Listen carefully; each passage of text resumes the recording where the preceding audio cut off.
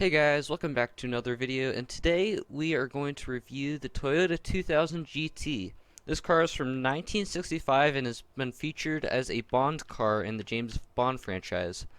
I believe it is D class, yes, 447, and I'm not too sure. I'm not too sure about the looks. Like, the front end just kind of looks weird. That's just my personal opinion. I mean, those are some weird, like, it's got double headlights, doesn't really make sense. But it is a very, very nice car overall. Holy, what are those? What are these? They're like, oh, that's so weird. But it's a very small car. It's very small. Um, let's go see what we can do upgrade-wise. We're probably gonna, I think I'm gonna make this into a drift car. So we've got a flat 6. We've got a 6.2 V8. We've got a flat 4. Oh no, flat. Oh yeah, it's flat 4 turbo rally. Oh, a V12. Well, can you really fit a V12 in there? I mean, I suppose it depends on the V12. Um, the only sad thing is, as you can see, is it is winter time, so that's gonna make drifting somewhat odd. Well, if you look on the reflection on the chrome bumper, like it's all pixelated. That's weird. Anyway, I think we're absolutely putting in the V8, no doubt about it. We're gonna put in a supercharger because we're drifting, not drag racing. Let's see what we can do. Oh, absolutely, we're getting rid of the.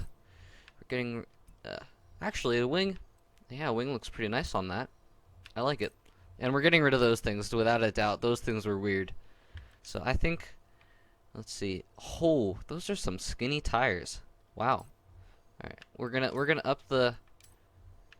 We're gonna leave it like that so that we can drift. Those will make some good drift tires. Absolutely, engine spacers all the way, no doubt about it. We're already at A class. That's pretty impressive.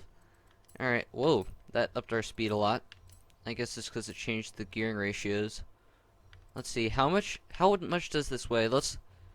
Here, you know what? What? Oh man, I should. Alright, we're just gonna. So what does the stock engine do? It has 150 horsepower.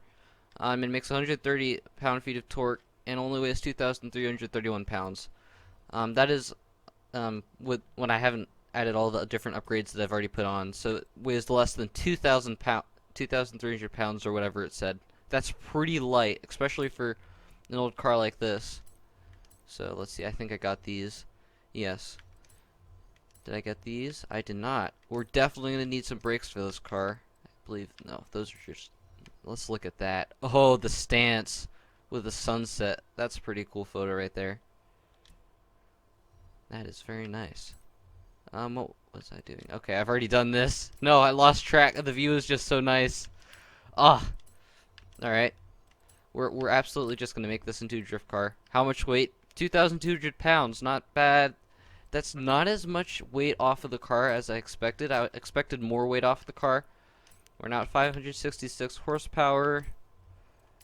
Let's see, what do we want to do? I don't think we're going to do much more than this power-wise. I suppose we can go for 1,000 horsepower. If the V8 can hit 1,000 horsepower, then for sure. Yep, it's probably gonna hit 1,000. There it goes. All right, we're gonna call that good for horsepower. I'm gonna go tune this, and we're going to see what we can do in a drift zone, or maybe even a drift race. Well, okay, you know what guys, I've decided this car is not going to be a very good drift car. Maybe I've just tuned it wrong, or maybe because it's winter time, I can't get any heat into the tires. I mean, it drifts, actually this is a pretty good drift tune. You know what, maybe I'll upload this tune, just so that I can keep it. But I think I'm going to go for something more race car-ish. Alright guys, here's our car. Oh, I forgot to upload the drag tune, lol. Oops. So it's it's pretty good. I've brought it down to 770 horsepower. I just realized that I do have it on my my drift tune. So it's very twitchy, as you can see. So, you know, I'm gonna go tune it, and then we'll throw it around a track. So here we are in the settings of my difficulties.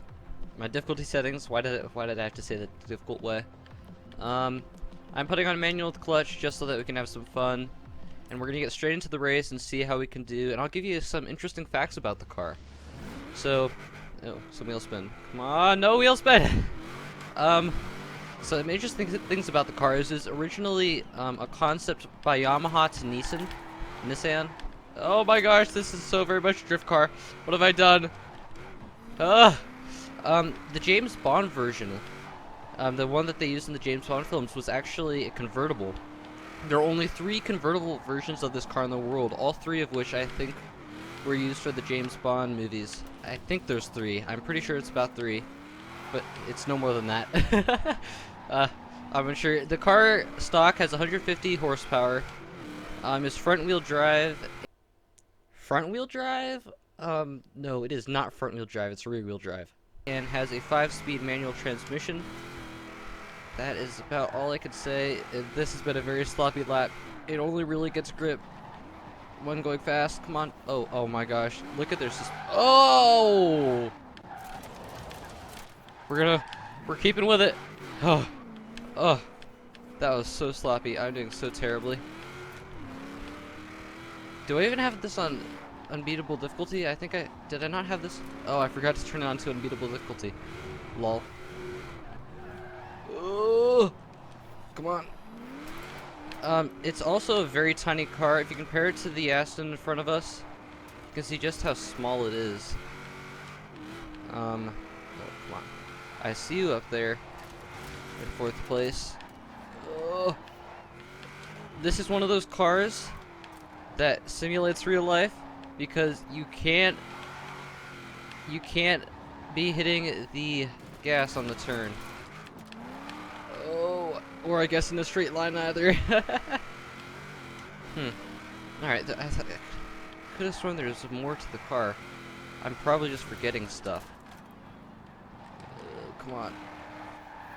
Oh, drifting. Come on, turn.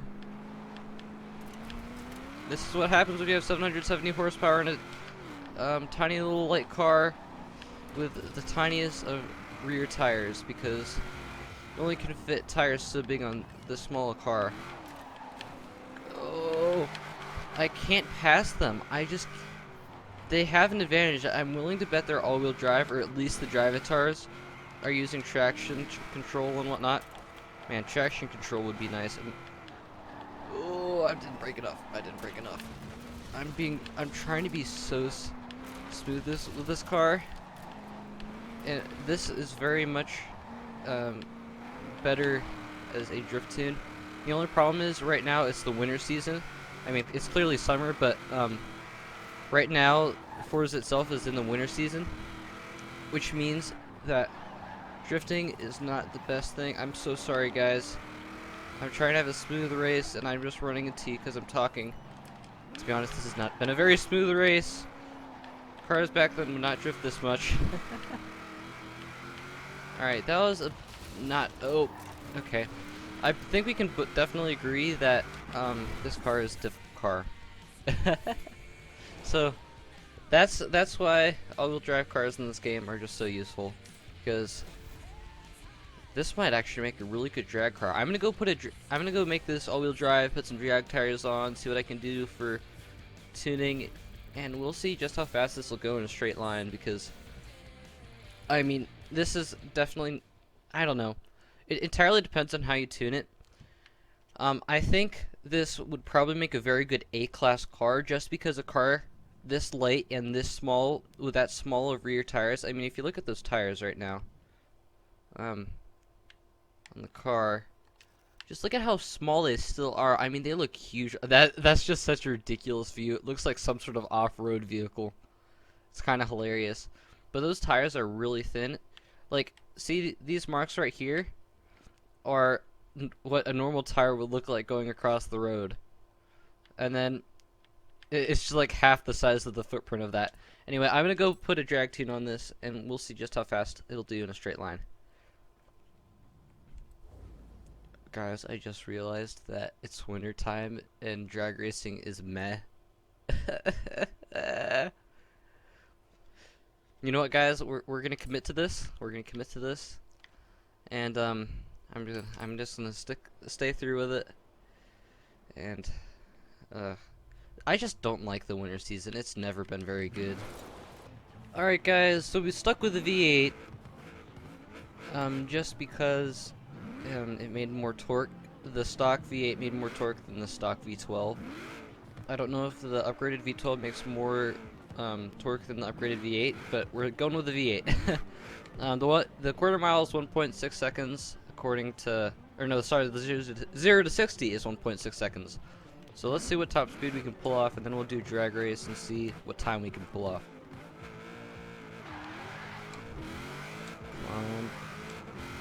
Man, if only the car could give a few more beans.